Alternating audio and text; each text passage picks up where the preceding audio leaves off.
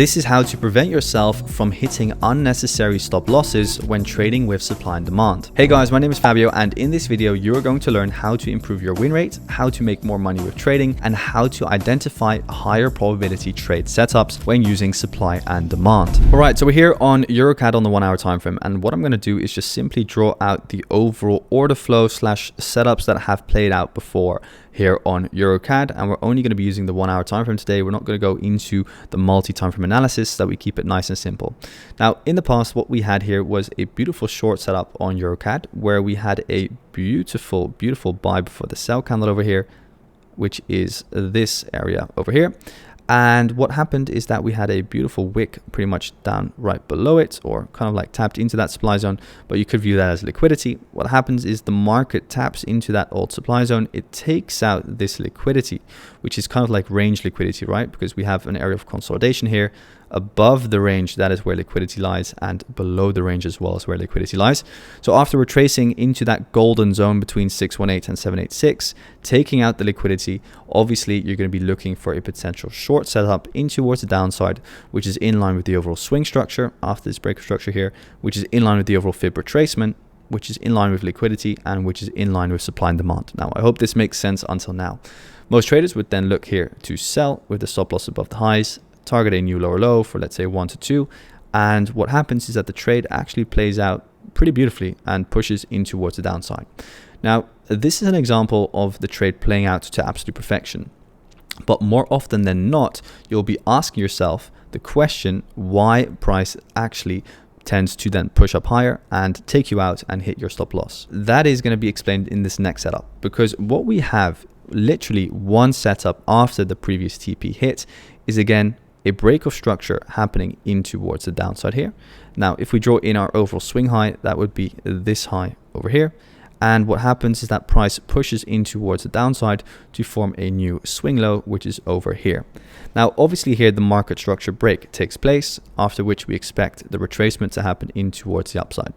Now, for the sake of the example, let's say this here is your daily or your 4 hour area of demand, and that is what pushes the market up higher. At this point in time, you then have two areas of supply drawn in, probably this one over here, and most likely this upper one here as well. You're pretty much happy with looking for a sell from that 618 and this area of supply over here, or from that higher zone as well. These are kind of like the two overall sell setups that you're happy to take. Now, what I see a lot of traders doing is that they enter on the 618 from that first zone, and then they, for example, place their stop loss above this strong high on top of the 786. If that stop loss were to be hit and price keeps pushing up higher, they then just simply sell again on the 786 and again place their stop loss now above the 1 fib, which is an even stronger high, right? So what then happens is that the market keeps pushing in towards the upside and then takes them out. And then they hit two stop losses and they're back at break even. And that's pretty much an endless cycle of doom where it's very hard for a trader to get out of. Now, let me show you the actual setups that you want to be taking, because one setup later, we actually have an example of the perfect setup where we have confirmation on the supply demand zone. So what we have here is a break of structure up, and the overall market structure shifts, because where we were bearish, right, with a low, lower high, lower low, lower high, lower low, we are now bullish as we broke market structure, and we've now established a new higher high.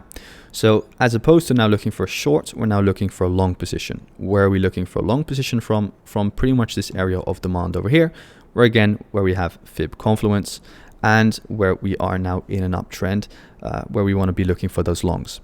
So we wait for the market to retrace in towards the downside. So the overall retracement has now started.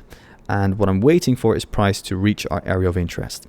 So at this point in time, the market has reached our area of interest. And again, you can clearly see here, if you were to enter on top of that 618 Fibonacci retracement level, let's say on the bullish candlestick, stop loss underneath the low, or on the 786, you pretty much would again have been stopped out. So what you want to do next time when price comes into your area of demand, because obviously you can also refine it like this, guys, it's pretty much up to you. I just like taking big zones, because I'm going to explain to you in a second why that actually really works very well.